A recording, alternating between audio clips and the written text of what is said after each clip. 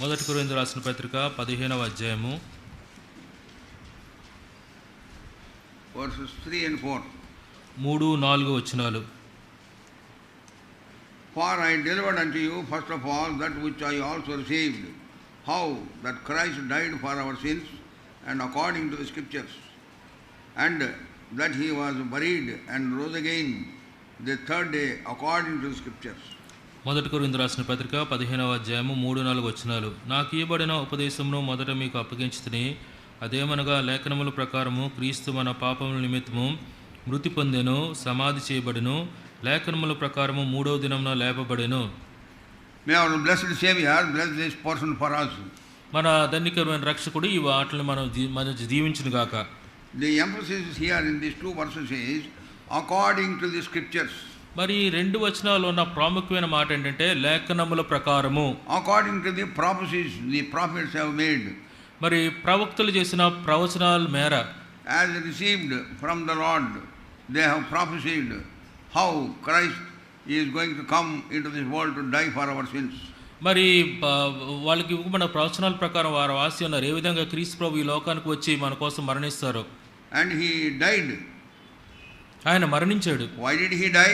ఎందుకు ఆయన మరణించాడు? For the remission of our sins. మన పాపాల నుంచి మనల్ని విడిపించడానికి కోసమని. Without shedding of fresh blood there is no remission of sins. మరి రక్తం చిందించబడకుండా పాపముల క్షమాపణ అసాధ్యము. So the Lamb of God, the Lord Jesus Christ, who gave himself on the cross of Calvary, died on the cross, shed his precious blood, so that in that blood we could be washed, cleansed and sanctified by the blood of the Lord. మరి ఆ దేవుని గొర్రెపిల్ల ప్రభువైన యేసుక్రీస్తు వారు శిలువలో మరణించడం ద్వారా మనం మరి కడుగుబడ్డాం, పరిశుద్ధపరచబడ్డాం, విమోచించబడ్డాం. That's why we are here this morning. అందునిమిత్తమే ఈ ఉదయకాల సమయాన్ని ఇక్కడ మనం ఉన్నాం. Again we want to remind ourselves that we are different people in this world.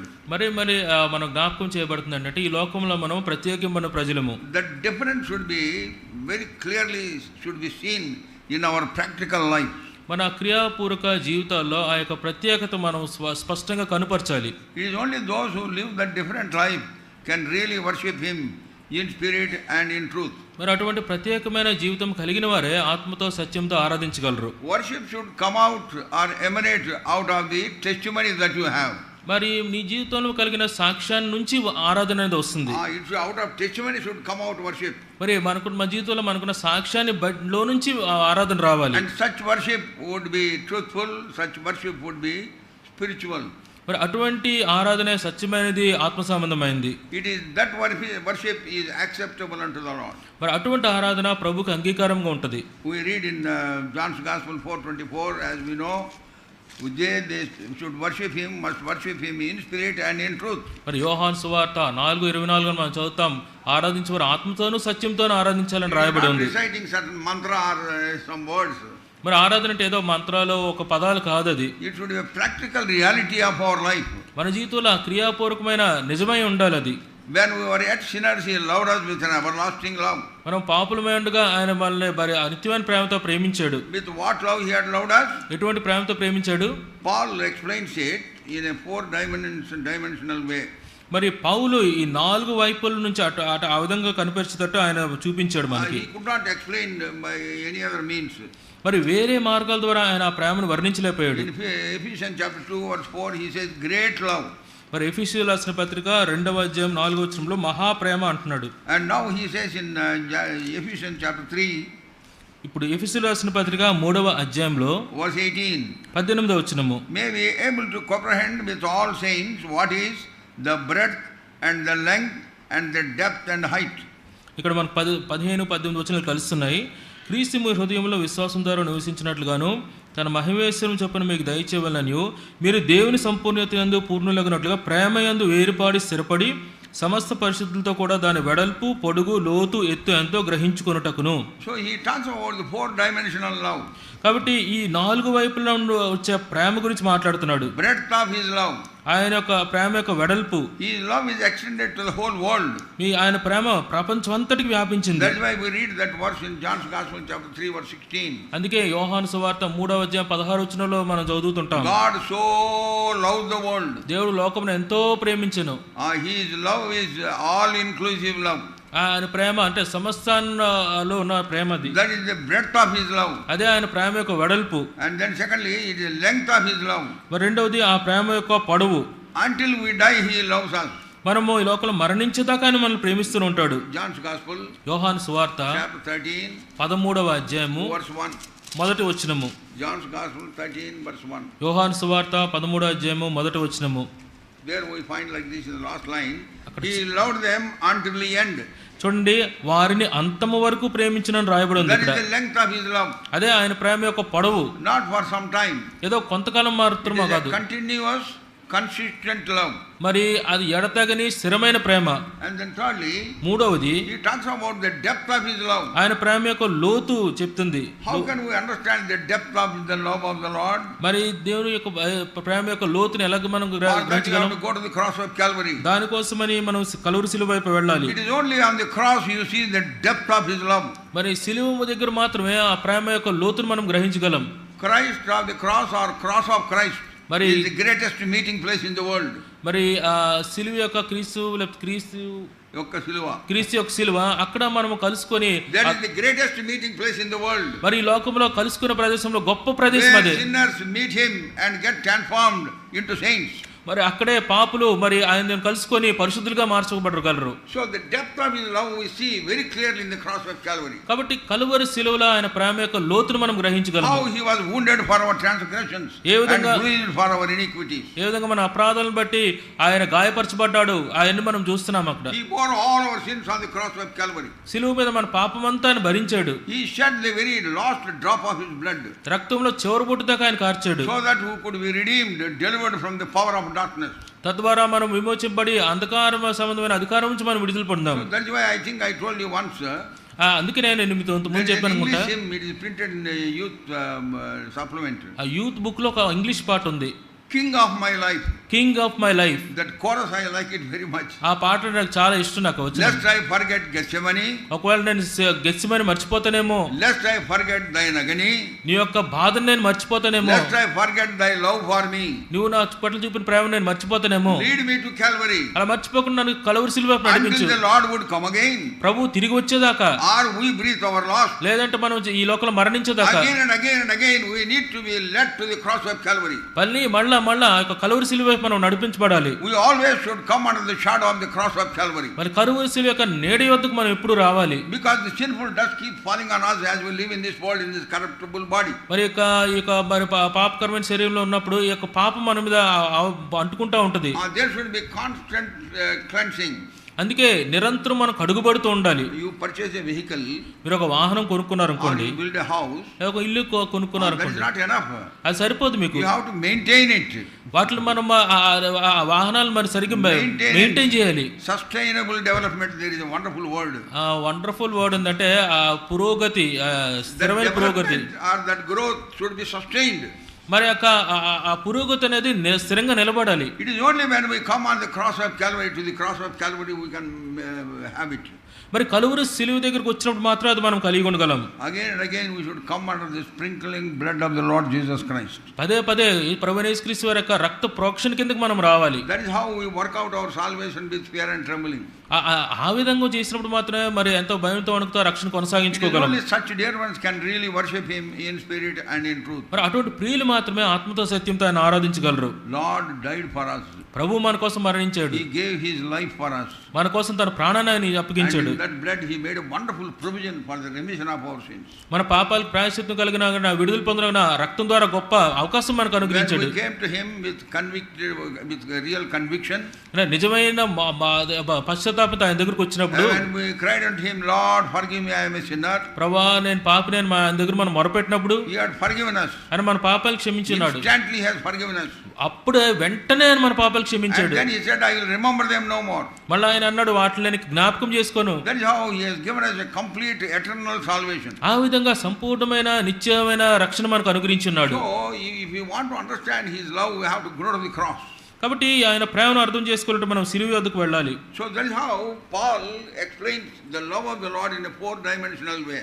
అందుకనే మన పౌలు ఆ యొక్క 4 అంతల ప్రేమని ఆయన మనకు వివరిస్తున్నాడు. breadth of his love, ఆయన ప్రేమ యొక్క వెడల్పు, length of his love, ఆ ప్రేమ యొక్క పొడవు, depth of his love, ఆ ప్రేమ యొక్క and లోతు, the height of his love. ఆ ప్రేమ యొక్క ఎత్తు. Height of the love is until eternity. ఆ ఎత్తు ఎంత ఉంటదంటే నిత్యత్వం వరకు ఉంటది. It is a heavenly love. అది పరలోక సంబంధమైన ప్రేమ, It is a divine love. అది దైవికమైన ప్రేమ. It is not the love of any man in this world. ఈ లోకంలో ఉండే మనుషుల మధ్య ఉండే ప్రేమ కాదు. It అది is a special love. అది ప్రత్యేకమైన ప్రేమ. Have the touch of the heaven.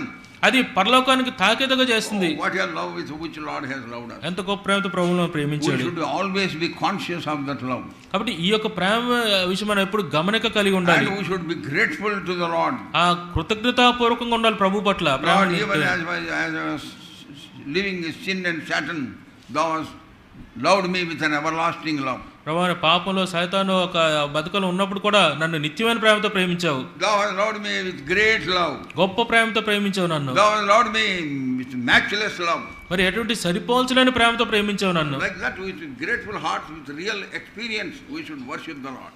అందుకే కృతజ్ఞతా హృదయంతో నిజమైన అనుభవంతో మనం ఆయన ఆరాధించాలి. So what he has given to us through this salvation, కాబట్టి రక్షణ ద్వారా ఆయన మనకు ఏమనుగురించాడు? there are 3 chapters. Brother Baksing always used to mention. మరి 3 అధ్యాయాలు భక్సింగ్ గారు ఎప్పుడు చెప్తుండేవాళ్ళు. John's Gospel chapter 14, యోహాను సువార్త 14వ అధ్యాయము, John's Gospel chapter 15, యోహాను సువార్త 15వ అధ్యాయము, and John's Gospel chapter 16. యోహాను సువార్త 16వ అధ్యాయము. In these 3 chapters he talks about the 3 blessings that we have received. ఈ 3 అధ్యాయాల్లో మనకు అనుగ్రహింపబడిన 3 ఆశీర్వాదాలను ఆయన చెప్తుండేవాళ్ళు. Firstly, John's Gospel యోహాను సువార్త chapter 14, 14వ అధ్యాయము 27. 27వ వచనము. Peace I leave with you, my peace I give unto you. Not as the world giveth, give I unto you. Let not your heart be troubled, neither let it be afraid. యోహాను సువార్త 14వ అధ్యాయం 25వ వచనము. శాంతి మీకు అనుగ్రహించి వెళ్ళుచున్నాను, నా శాంతినే మీకు అనుగ్రహించున్నాను. లోకమిచ్చినట్లుగా నేను మీకు అనుగ్రహించలేదు. మీ హృదయంను కలవరపడనీయకుడి, వెరవనీయకుడి. Peace I leave with you. శాంతి మీకు అనుగ్రహిస్తున్నాను. And then he added by saying, మళ్ళా my peace I give unto you. మళ్ళీ ఏమి కలిపాడంటే నా శాంతినే మీకు అనుగ్రహిస్తున్నాను. Not as the world giveth. లోకం ఇచ్చినట్టు కాదు. What Lord gives us, the world gives us is temporary. మరి ఈ లోకం ఇచ్చే శాంతి తాత్కాలికమైనది. By so many means, so many practices, they think they get peace. మరి ఎన్నో పద్ధతుల ద్వారా పనులు చేయడం ద్వారా శాంతి వస్తుందని అనుకుంటారు వాళ్ళు. That is not a lasting work. అది నిత్యము నిలిచే శాంతి That కాదు. is not a permanent work. అది శాశ్వతంగా ఉండే పని కాదు. This peace we get through the forgiveness of sins. మరి ఈ శాంతి ఏంటంటే పాప క్షమాపణ ద్వారా వచ్చే శాంతి. When we were living a restless life because of the sinful nature and sinful life. మరి పాపకరమైన జీవితం ద్వారా పాపం ద్వారా విశ్రాంతి లేనప్పుడు, let any man be very crorepati or lakpati, whatever pati. మరి కోటీశ్వరుడు అవునండి, ఎటువంటి కరోర్పతి అవునండి, he is also living a restless life. అతను కూడా విశ్రాంతి లేని జీవితం జీవిస్తున్నాడు. Jawaharlal Nehru, the Prime Minister of India, once Jawaharlal Nehru గారు ప్రధానమంత్రిగా ఉండేవాళ్ళు ఒకసారి అన్నారు, walking up and down in the midnight in his room. ఆయన ఒకసారి అర్ధరాత్రి గదిలో అటు ఇటు తిరుగుతున్నారు. He has everything. ఆయనకు అన్ని ఉన్నాయి. Everything he has got. అన్ని ఉన్నాయి ఆయనకి. Citadels, very highest career. As a prime minister he was there. మరి ప్రధానమంత్రిగా ఉన్నతమైన స్థితిలోకి ఆయన వెళ్ళున్నాడు. Everything was at his command. ఆయన మాట చెప్తే అన్నీ జరుగుతాయి. But he was very much worried. కానీ చాలా విచారంతో ఉన్నాడు. There was no peace in his heart. ఆయన హృదయంలో శాంతి అనేది లేదు. Because Sanjay Gandhi, his grandson, along with his friends, he was a very jovial type of fellow. He stole one car just for the sake of it and drove to Kashmir. మరి ఎందుకంటే సంజయ్ గాంధీ అని ఆయన మనవడు చాలా స్నేహితులతో చాలా జోవియల్గా ఉండేవాడు. కారు దొంగిలించి కాశ్మీర్కి వెళ్ళిపోయాడు.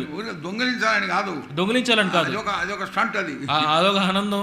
And then when he came to know, he was restless. ఆ విషయం తెలిసినప్పుడు ఇక విశ్రాంతి లేకుండా తిరుగుతున్నాడు. Walking up and down in his bedroom. తన బెడ్రూమ్ లో అటు ఇటు తిరుగుతున్నాడు, నిద్ర పట్టలే. Crorepati's also have no peace. కాబట్టి కరోర్పతిలకు కూడా నిద్ర లేదు. Money cannot give you peace. డబ్బు నీకు శాంతిని ఇవ్వలేదు. Position cannot give you peace. నీకున్న స్థితి నీకు శాంతి ఇవ్వలేదు. All the wealth that you have, all the vehicles or the accommodation, houses, all that cannot give you peace. నీకున్న డబ్బు, నీకున్న వాహనాలు, నీకున్న ఇల్లు శాంతిని ఇవ్వలేవు. He had a very good beautiful mansion in Allahabad. మరి అలహాబాద్ లో పెద్ద కోట ఉంది. And also in Delhi there is Teenmurti, very big bungalow. ఢిల్లీలో తీన్మూర్తి బంగ్లా అనుకుంది. ఎంతో విశాలమైన ప్రదేశాలు ఉన్నాయి. He gave it to the government of India. మరి ప్రభుత్వం, భారతదేశ ప్రభుత్వం కూడా వాళ్ళు ఇచ్చివేస్తున్నాడు. ఎంతో ధనికుడు. I was told when I was studying. నేను చదువుకుంటున్నప్పుడు నాకు ఏం చెప్పారంటే, his dress is pressed in London. ఆయన బట్టలు The dress that he wears, it is pressed in London, dry cleaned in London. ఆయన వేసుకునే బట్టలు లండన్ లో డ్రై క్లీనింగ్ చేసేవాళ్ళు అంటే That is how the people used to talk about it. ఆ విధంగా ఆయన గురించి But మాట్లాడుకునేవాళ్ళు. yet he was peaceless. అయినా సరే శాంతి లేకుండా ఉన్నాడు ఆయన. That is how a man in this world without Christ is peaceless. ఆ విధంగా క్రీస్తు లేని వ్యక్తి ఈ లోకంలో విశ్రాంతి లేకుండా ఉంటాడు. We lived restless life. మనము విశ్రాంతి లేని జీవితం జీవించి That's ఉన్నాం. why when we go for open air, అందుకే మనం స్వార్థకు వెళ్ళినప్పుడు what do we say?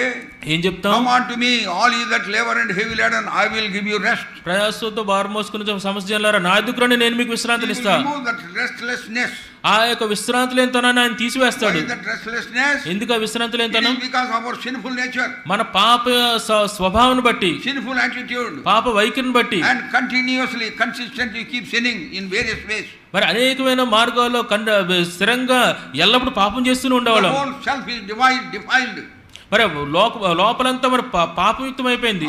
Self is defiled. మరి మన స్వయం అంతా పాపం అయిపోయింది. By thought we have been sinning, తలంపు ద్వారా పాపం చేస్తున్నాం, and by deed we have been sinning. క్రియల ద్వారా పాపం చేస్తున్నాం. So for small things we tell lies.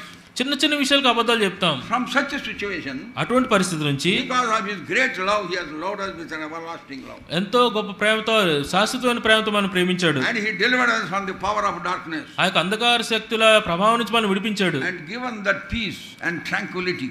ఆ యొక్క శాంతి సమాధానం మనకు అనుగ్రహించాడు. Undisturbed peace.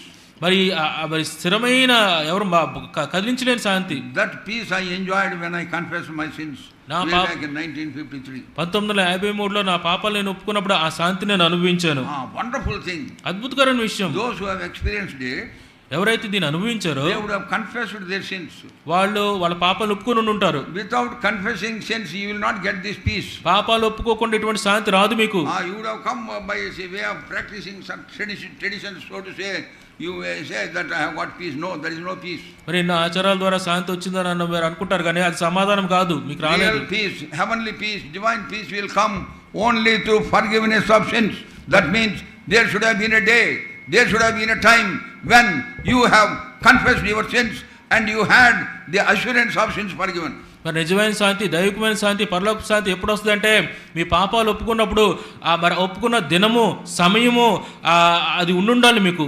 Only such people can really worship him. అటువంటి వాళ్ళే నిజంగా ఆరాధించగలరు. Oh Lord, what a thing that I have done in my life. ప్రభువా, నా జీవితంలో అంత గొప్ప కార్యం చేశావు. When I am guilty of my sin, నేను నా పాపాలని nobody on this earth could come to my rescue. ఎవరు కూడా నా పాపపు భారం నుంచి తప్పించేవాళ్ళు లేరు, రాలేదు. Only through the blood of the Lord that guilt has been removed. మరి యేసు ప్రభు రక్తం ద్వారానే ఆ పాపం తాలూకా అదంతా తుడిచివేయబడింది. And we had very clear conscience to worship him.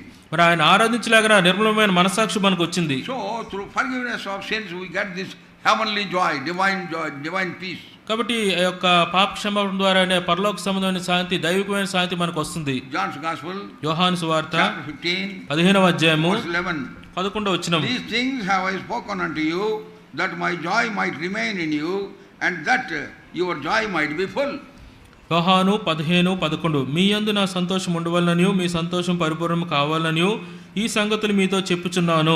Second thing is the joy of the Lord. రెండవది ప్రభు యొక్క సంతోషము. In 1 Peter chapter 1 verse 8, మొదటి పేతురు 1:8 Peter calls it joy unspeakable and full of glory. పేతురు అంటున్నాడు, మరి చెప్పనాశక్తి మహిమాకమైన సంతోషము. That joy cannot be explained in human words. మరి ఆ యొక్క సంతోషాన్ని మానవ మాటలతో మనం చెప్పలేము. It is a heavenly joy. అది పరసంబంధమైన సంతోషము, divine joy. అది దైవికమైన సంతోషము, God given joy. అది దేవుడు అనుగ్రహించే సంతోషము. Through the forgiveness of sins. పాప క్షమాపణ ద్వారానే వస్తుంది. అది That is the basis, through forgiveness of sins. అదే మూలము.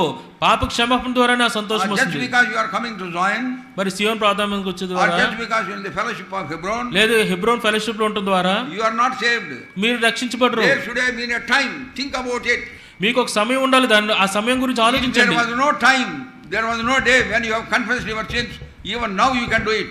ఒకవేళ మీకు గానే సరైన సమయము, తేదీ లేకపోతే ఇప్పుడైనా మీ పాపాలు మీరు ఒప్పుకోండి. Many people think that they are saved by practicing certain things in the church. మరి చర్చిలో కొన్ని పనులు చేయడం ద్వారా చాలా మంది అనుకుంటారు నేను రక్షించబడ్డానని. That is why in Guduru, in our assembly, అందుకే గూడూరులో మా అసెంబ్లీలో J.S. Das was very strict in giving duties to the people in the church.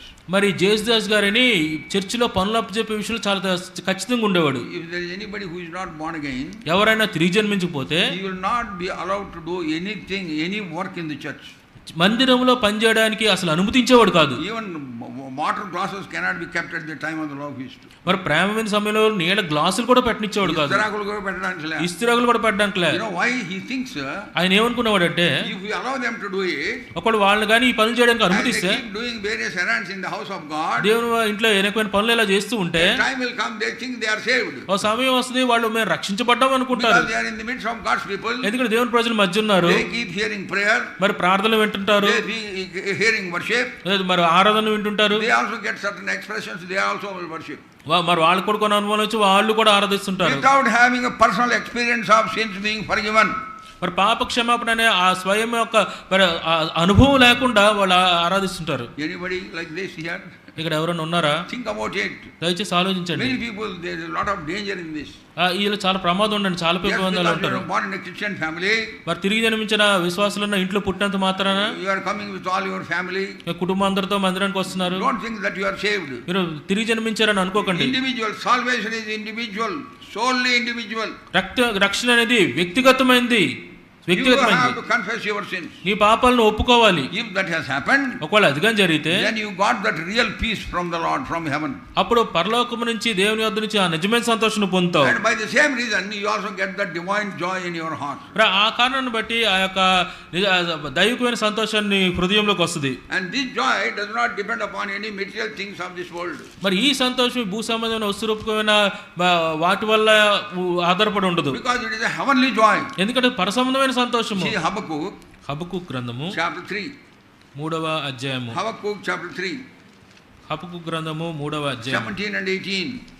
17-18 వచనాలు. Before Zephaniah.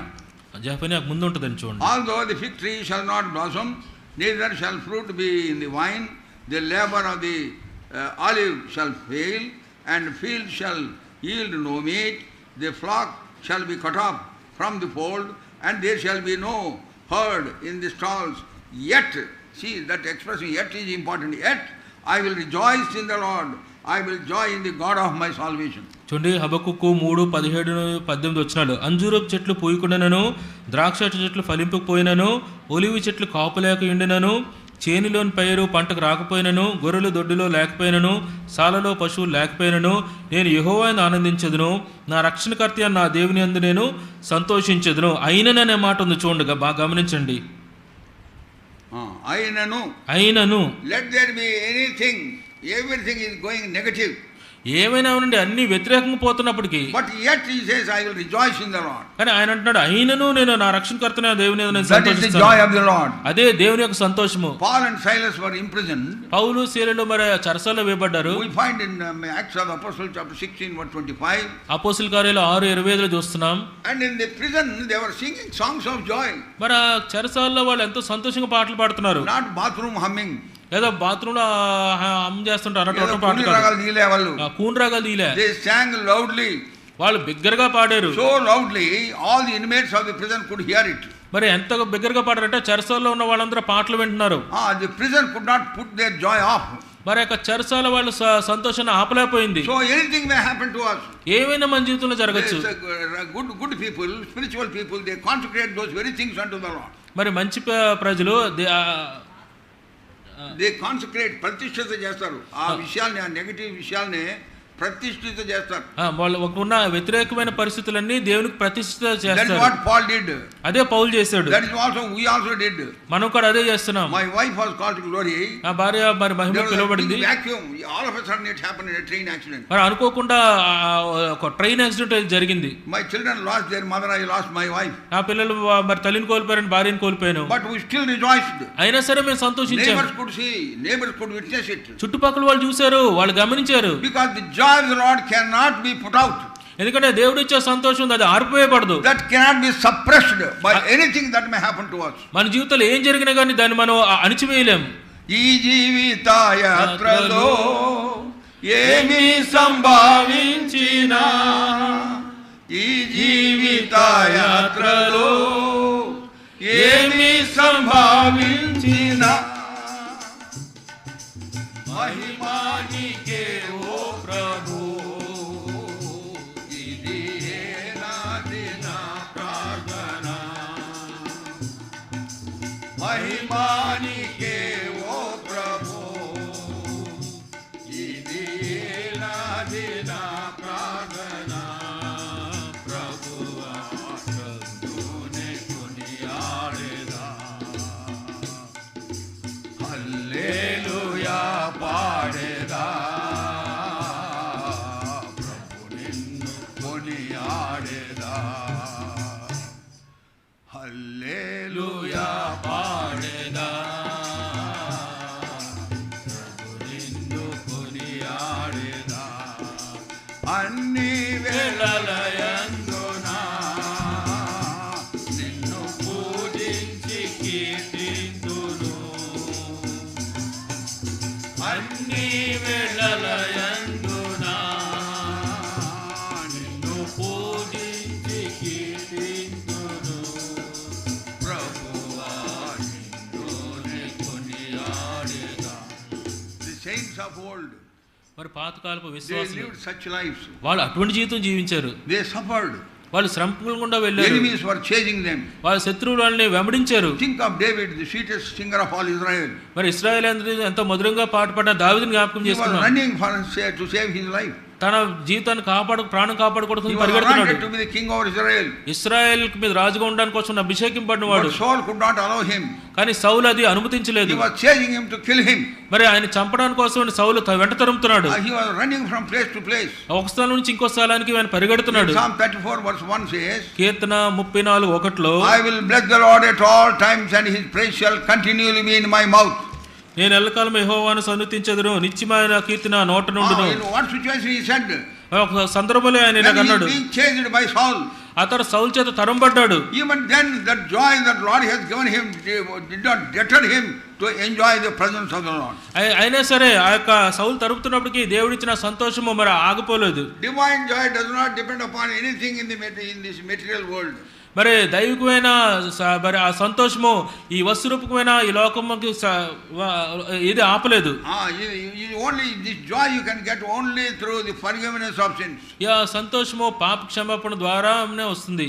When your sins are forgiven, ఈ పాపాలు క్షమించబడ్డప్పుడు there is joy unspeakable and full of glory. చెప్పనాశక్యము మహిమాక్యమైన సంతోషం వస్తుంది. Nothing can stop you to rejoice in the Lord.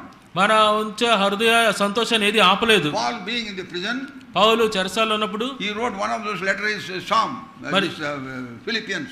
ఫిలిప్పీయులు రాసిన పత్రికని ఆయన రాసి ఉన్నాడు. Chapter 4 verse 4 he says, అందులో 4:4లో ఏం చెప్తున్నాడు? Rejoice, again I say rejoice. ప్రభువునందు ఆనందించుడి. మరలా చెప్తున్నాను ప్రభువునందు ఆనందించుడి. మరలా చెప్తున్నాను ఆనందించండి. ఇక్కడ చాలా ప్రాముఖ్యత చూపిస్తున్నాడు. అదే దైవికమైన సంతోషానికి ఉదాహరణ. There was an example when Bakht always used to give when he talked about the joy of the Lord. మరి దేవుని యొక్క సంతోషం గురించి భక్త్ సింగ్ గారు ఎప్పుడు మాట్లాడినా ఈ ఉదాహరణ చెప్తుండేవాడు. I have been hearing it right from my childhood. నా చిన్నప్పటి నుంచి నేను మాటలు వింటున్నాను. There was a meeting going on. ఒక కూడిక జరుగుతుంది. There was a young boy in the meeting. ఆ కూడికలో ఒక యవనస్తుడు ఉన్నాడు. In the midst of the meeting he would say hallelujah. ఆ కూడిక మధ్యలో హల్లెలూయా హల్లెలూయా అనేవాడు. He would shout at the top of his voice. పెద్ద గొంతు వేసుకొని హల్లెలూయా అని because he gets excited by the message that he is hearing. మరి భక్త్ గారు ఇస్తున్న మెసేజ్ కి సంతోషం. ఆ మెసేజ్ విని ఎంతో ఎక్సైట్ అయిపోతాడు. ఆ మెసేజ్ విని ఎంతో సంతోషించేస్తాడు. And then he would say hallelujah. ఆ హల్లెలూయా అని అరుస్తాడు. Then the local servant of God called him once. ఇప్పుడు అక్కడ ఉండే సేవకుడు, why do you disturb the meeting? ఆ లోకల్ ఉండే సేవకుడు అన్నాడు, ఎందుకు డిస్టర్బ్ చేస్తావు? Sir, I cannot control my joy when I hear the word of God. అయ్యా దేవుని వాక్యం చెప్తున్నప్పుడు నేను అదుపు చేసుకోలేను, అందుకు అరుస్తుంటాను. తట్టుకోలేను సార్. నన్ను నేను కంట్రోల్ చేసుకోలేను సార్. నన్ను నేను అదుపు చేసుకోలేను సార్. అప్పుడు పాస్టర్ అన్నాడు, ఇంకా మీటింగ్స్ ఉన్నాయి, ఇంకా మీటింగ్ జరగబోతున్నాయి. Don't shout, I will give you a new pair of shoe if you don't shout. నువ్వు గాని అరవకుండా గమ్మునుంటే నీకు మంచి షూ కొనిస్తాను. న్యూ పేర్ ఆఫ్ షూ ఇస్తాను, కొత్త షూ ఇస్తాను అన్నాడు. గుడ్ బార్గెయిన్ అనుకున్నాను, మంచి బేరం ఇది అనుకున్నాడు. ఓకే సార్ అన్నాడు. ఓకే సార్ నేను అరవను. Meeting started. మళ్ళా మీటింగ్ మొదలైంది. Eyes of the pastor was on that boy only. ఈ యొక్క మాట్లాడే పాస్టర్ గారి కళ్ళని ఆ కుర్రోడు మీద ఉన్నాయి. And that boy also was looking at the pastor. ఈ యొక్క కుర్రోడు కూడా పాస్టర్ గారి వైపు చూస్తున్నాడు. There were times when he wanted to shout, this pastor said like this, and then he kept quiet. మరి ఆ కుర్రోడు అరిసే ముందు ఈయన ఇలా అరిచేయడానికి మొదలు పెట్టబోతున్నాడు, అప్పుడు ఈయన అంటాడు. అరిచేయడానికి మొదలు పెట్టబోదు ఆయన ఇలాగ అన్నాడు. And then he will keep quiet. అప్పుడు గమ్మునుండిపోయాడు. A situation came. ఒక సందర్భం వచ్చింది. He could not control anymore. తన్ను తానికి అదుపు చేసుకోలేకపోయాడు. Then he shouted at the top of his voice. వెంటనే పెద్ద గొంతు వేసుకుని అరిచాడు. New pair of shoe or no pair of shoe, hallelujah. కొత్త జతలో జతలో షూ అయినా ఉండి లేపనండి హల్లెలూయా. బక్సింగ్ గారికి చెప్పి మరి నైస్గా నవ్వేటోడు ఆయన. బక్సింగ్ గారికి చెప్పి నవ్వేవాడు ఆయన. That wonderful smile. ఆ యొక్క చక్కటి నవ్వు నేను అదే ప్రభు యొక్క సంతోషం. Joy of the Lord does not depend upon anything that happens in this world. ఈ లోకంలో జరిగే దేని మీద సంతోషం ఆధారపడి ఉండదు. Even though everything is going against you, నీ జీవితంలో అన్ని వ్యతిరేకంగా నడిచినప్పటికీ, everything is become negative only, అన్ని వ్యతిరేకంగా నడిచినప్పటికీ, but the divine joy nobody can rob. కానీ ఆ యొక్క దైవికమైన సంతోషాన్ని ఎవరు దొంగిలించలేరు. You will be bubbling with joy of the Lord. మరి ఆ యొక్క సంతోషంతో నువ్వు ఉప్పొంగిపోతుంటావు. That is the joy that God has given to us when we confess our sins. ఆ యొక్క సంతోషం మన పాపాలు మనం ఒప్పుకున్నప్పుడు ప్రభు ఇచ్చేవాడు ఉంటాడు. That is why though we are hit to and fro, tossed to and fro in this world by various situations, yet we have come to the house of God to worship Him and to adore Him and to magnify Him. మరి మన జీవితాల్లో మరి లోక పరిస్థితుల్లో అటు ఇటు మనము ఇబ్బందులు పడినప్పటికీ ఆయన మహింపరచడానికి, గణపరచడానికి, దేవుని ఆరాధించడానికి దేవునింటికి వస్తుంటాం. హబక్కూక్ chapter 3. హబక్కూక్ గ్రంథము 3వ అధ్యాయము. Just now read, I want to read again verse 18. ఇప్పుడే మనం మళ్ళీ మనం చదువుకుందాం అనుకుంటున్నాను. Habakkuk chapter 3 verse 18. All of us should read together. హబక్కూక్ 3:18 అందరం కలిసి చదువుదాం. All of us. అందరం కలిసి. Yet నేను యెహోవానందు ఆనందించెదను, నా రక్షణకర్తైన నా దేవుని యందు నేను సంతోషించెదను. Because what has happened to us, it is unparalleled, unmatched in this world. ఎందుకంటే మనకు జీవితంలో జరిగింది లోకంలో జరిగేదానికి అసలు సంబంధం లేదు. We were sinners heading towards hell. మనం పాపాత్మను నరకానికి పోతున్నాం. Nobody could save us. ఎవరు మనల్ని రక్షించలేరు. Even in some cases where even their very families treated them as outcasts when they accepted the Lord. మరి ప్రభువును అంగీకరించినప్పుడు కొన్ని కుటుంబాలను అయితే మరి వెలివేసి ఉన్నారు. But even then the joy of the Lord will not die down in their hearts. మరి అయినా సరే ఆ దేవుడు ఇచ్చిన సంతోషం వాళ్ళ హృదయాల్లో చనిపోలేదు. That is how in the first century, మరి ఆ విధంగా మొదటి శతాబ్దంలో మరి ఎంతో శ్రమలు ఉన్నప్పటికీ, when their lives were in great danger, వాళ్ళ జీవితం గొప్ప ప్రమాదంలో ఉన్నప్పటికీ, they risked their lives and propagated the gospel of the Lord. వారు ప్రాణాలు తెగించి మరి సువార్తను వాళ్ళు ప్రకటించారు. It is written in Acts of the Apostles chapter 15 verse 26. అపోస్తల కార్యాలు 15వ అధ్యాయము 26వ వచనంలో, in Telugu it is 25. చూడండి, తెలుగు బైబిల్లో 25. Men that have hazarded their lives for the name of Lord Jesus Christ. యేసుక్రీస్తు నామం కొరకు తమ్మును తాము అప్పగించుకొనినవారు. యేసుక్రీస్తు నామం కొరకు తమ్ము తాము అప్పగించుకున్నవారు. How could they do it? ఏ విధంగా వాళ్ళు చేశారు? Joy of the Lord, they encourage them to worship Him, adore Him, irrespective of any situation in their life. ఎటువంటి పరిస్థితులు వాళ్ళ జీవితంలో వచ్చినప్పటికీ ఆ సంతోషము ప్రభువుని గణపరచడానికి, ఆరాధించడానికి సహాయం చేసింది. That joy Lord has given to us apart from peace. మరి శాంతి మాత్రమే కాకుండా దేవుడు మనకు అటువంటి సంతోషాన్ని కూడా ఇచ్చి ఉన్నాడు. That is why there is every reason for us to worship Him. అందుకే ఆయన ఆరాధించడానికి మనకు కారణం అనేది ఉంది. Now John's Gospel, ఇప్పుడు యోహాను సువార్త chapter 16 16వ అధ్యాయము verse 33. 33వ వచనము. Very familiar verse in our fellowship. మన సంఘాల్లో మనం ఇప్పుడు చదువుతున్న మాట ఇది. Shall we all read together? అందరం కలిసి చదువుకుందాం. ఆ దినమున మీరు దేని గురించి నన్ను అడుగురు, మీరు తండ్రి నా పేరిట ఏమి అడిగినను ఆయన మీకు అనుగ్రహించునని మీతో నిశ్చయముగా చెప్తున్నాను. You shall have tribulation, but be of good cheer, I have overcome the world. In the world you shall have tribulation. చూడండి, మనకి 23లో లేదా మాట, 33 చూడండి. చదవండి. ఉంది.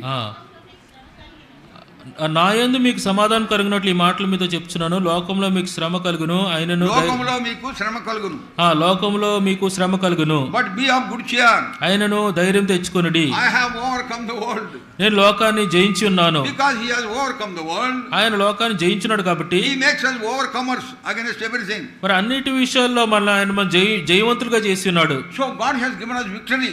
కాబట్టి దేవుడు మనకు విజయాన్ని అనుగ్రహించాడు. He has given us peace. ఆయన మనకు శాంతిని అనుగ్రహించాడు. మరి పరలోక సంతోషాన్ని అనుగ్రహించాడు. ఆయన మనకు విజయాన్ని కూడా అనుగ్రహించాడు. 2వ కొరింథీయులకు రాసిన పత్రిక 2వ అధ్యాయము 14వ వచనము. 2వ కొరింథీయులకు రాసిన 2:14. చూడండి ప్రభు మనకు ఏం చేశాడు. Now thanks be unto God which always causeth us to triumph in Christ and maketh manifest the savor of the knowledge of us in every place. మా ద్వారా ప్రతి స్థలమందును క్రీస్తును గురించిన జ్ఞానము యొక్క క్రీస్తును గురించిన జ్ఞానము యొక్క సువాసన కనుపరచుచు ఆయన యందు మమ్మను ఎల్లప్పుడూ విజయోత్సవంతో ఒరిగించిన దేవునికి స్తోత్రము. ఎల్లప్పుడూ విజయోత్సవంలో ఉంటాం. ఎల్లప్పుడూ విజయోత్సవము. That is the will of God. అదే దేవుని యొక్క చిత్తము. That is the purpose of God, why God has saved us. దేవుడు మనల్ని రక్షించాడంటే ఈ ఉద్దేశంతోనే. We should always be on the ground of victory. కాబట్టి విజయము అనే ఆ నేల మీద మనం ఎప్పుడు ఉండాలి. Many times when we see the lives of the people of God, అయితే అనేకమైన సార్లు దేవుని ప్రజలకు జీవితం చూసినప్పుడు it is not so.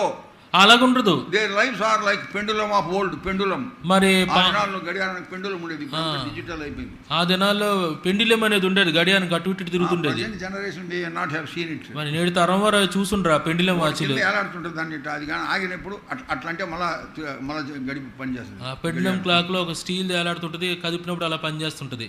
This side and then this side it goes. అది ఇటువైపు వెళ్తుంది, మళ్ళీ ఈ వైపు వెళ్తుంది. కభీ హార్ కభీ జీత్. ముందుకు వెళ్తుంది, వెనక్కి వస్తుంది. కభీ హార్ కభీ జీత్. కభీ హార్ కభీ జీత్.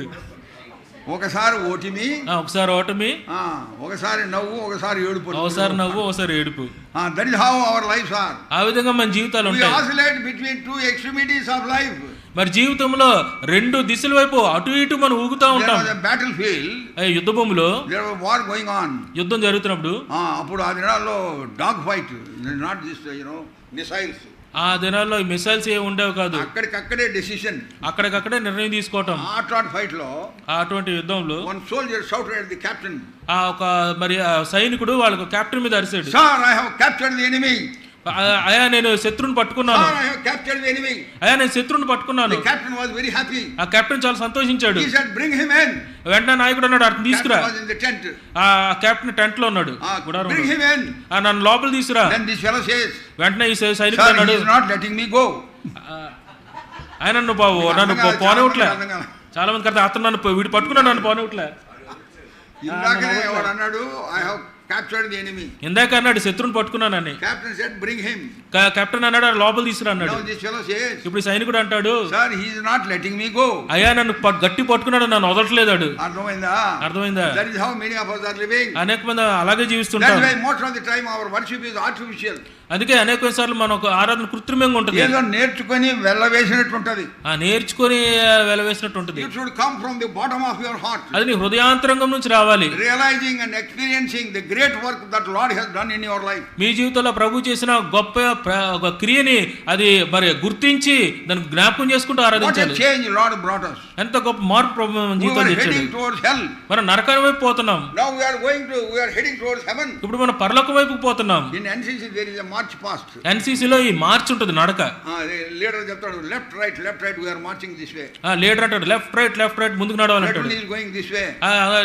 ముందుకు పోతుంటారు. Then after some time he would say, కొంతసేపు అయిన తర్వాత అంటాడు, పీచే మూడ్ వెనక అంటాడు. Then the entire platoon which is going this direction changes the direction and goes in the opposite direction. మన గుంపంతా ఇలా తిన్నగేలేది, వాళ్ళు దిశ మార్చుకొని వెనక నడుస్తారు. That has happened to me. అది నా జీవితంలో జరిగింది. In 1953. 1953లో. Some of you also would have experienced it. మీలో కొంతమంది అది అనుభవించుంటారు. Opposite direction. మరి వ్యతిరేకమైన దిశలో. Hell is behind me. నరకం వెనకాతల ఉంది. Now heaven is before me. ఇప్పుడు పరలోకం ముందుంది. Delhi, as I was driving. ఢిల్లీలో as I was driving. నేను నడుపుతున్నప్పుడు ఏంది కారు ఎంతలో పట్టుగా I saw a car going in front of me. నా ముందు కారు పోతుంది. There is a something written on the back of the car. ఆ car వెనకాతల ఏదో రాయబడి ఉంది. I am going to hell, no, don't follow me. నేను నరకానికి పోతున్నాను, నన్ను వెంబడించొద్దు. ఏంటి? నేను నరకానికి పోతున్నాను, నన్ను వెంబడించొద్దు. So that is what our state was. మన పరిస్థితి అలా ఉండేది. We were heading towards hell. మనం నరకం వైపు పోతున్నాం. Lord, by his mighty power, by the blood of the lamb, by the power of resurrection, he has changed our direction and destiny. ప్రభు తన గొప్ప శక్తి చేత, గొర్రెపిల్ల రక్తం చేత మరి ఆయన మనల్ని మన దిశని మార్చాడు, మన గమ్యం మార్చాడు. That is why we should worship him. అందుకే మనం ఆరాధించాలి. Not just picked up something, some expressions borrowed. All those things will not help. ఏదో అక్కడెక్కడ వాళ్ళ దగ్గర నుంచి పొందిన ఎక్స్ప్రెషన్స్ వాడుతూ ఆరాధించడం కాదు. There was a man in Kurnool. కర్నూలులో ఒక ఆయన ఉండేవాడు. I was there for 11 years. ఆయన 11 ఏళ్ళు దాకా ఉన్నాడు. 11 years he was coming to the church. మరి ఆ 11 ఏళ్ళు చర్చికి వస్తుండేవాడు. Always he would worship like this. ఎప్పుడు ఇలాగా ఆరాధిస్తుండేవాడు. Lord, I was like a donkey rolling in the dust. ప్రభా మరి దుమ్ములో పొర్లాడుతున్న ప్రభా దుమ్ములో పొరలాడుతున్న గాడిదలో ఉండేవాడిని. గాడిద వలె దుమ్ముతో పొర్లాడుతూ ఉంటిని. గాడిద వలె దుమ్ముతో పొరలాడుతూ ఉంటుంది. And then second thing he says is, రెండో మాట అనేవాడు, I was like a pig wallowing in the dirt. మరి మురికిలో ఉన్న పందిలా ఉండేవాడిని. బురదలో దొరుకుతా. బురదలో దొరుకుతున్న పందిలా Lord, ఉండేవాడు. I was like this, now you have saved me అంటాడు. ప్రభా నేను ఇలా ఉండేవాడు, నన్ను రక్షించావు. One brother who was close to him, once he asked him, ఆయనతో సమీపంగా ఉన్న సహోదరుడు ఇలా అడిగాడు. an young man, I was there, they were talking. నేను అప్పుడు యవనస్తుడిగా ఉండేవాడిని, వాళ్ళిద్దరు మాట్లాడుకుంటున్నారు. ఈయన అడుగుతాను కదా ఆయన్ని, ఏంద్రా నీ లైఫ్ అంత నికృష్టంగా ఉండేనా? ఏంది నీ జీవితం అంత నికృష్టంగా ఉందా? గాడిద మాదిరి పంది వరే ఉంటావా? గాడిద మరి పంది వలె ఉంటావా? లేదన్నా. I'm giving decoration to my worship అంట. నేను నా ఆరాధన కొద్ది ప్రత్యేకంగా వేరుగా ఉంచాలనుకుంటున్నాను. కేక్ చేసిన తర్వాత ఏం చేస్తారు? ఐసింగ్. కేక్ వేసిన తర్వాత ఐసింగ్ వేస్తారు కదా. You don't have to do all that. కానీ మీ ఆరాధనకి icing God has done unto you, say those words only. ప్రభు మీ జీవితం ఏం చేశాడో ఆ మాటలు చెప్పండి. With few words. కొన్ని మాటలతో worship him, adore him, that should come from the bottom of your heart. ఆయన ఆరాధించండి, మరి గణపరచండి, హృదయాంతరంగంలోంచి వచ్చిన దాంతో ఆరాధించండి. Because God has given you peace that passeth all understanding. Philippians 4:7. Philippi రాసిన పత్రిక 4:17 ప్రకారము సమస్త జ్ఞానానికి మించిన ఆయన శాంతిని ఇచ్చాడు. సమస్త జ్ఞానానికి మించిన సమాధానాన్ని ఇచ్చాడు. అంతేకాదు చెప్పనాశక్యం మహిమాత్మన సంతోషం ఇచ్చినాడు. మన అనుదిన జీవితంలో విజయం తర్వాత విజయం ఇస్తున్నాడు. He made every provision for us so that we may be victorious. మనం విజయవంతులుగా ఉండలాగా ఆయన ప్రతి అవకాశాన్ని మనకు అనుగ్రహించాడు. కాబట్టి మనం ఆయన ఆరాధించాలి, గణపరచాలి, హెచ్చించాలి. ప్రభు మన ఆత్మతో సత్యంతో ఆయన ఆరాధించలాగా మాకు సహాయం చేయను గాక.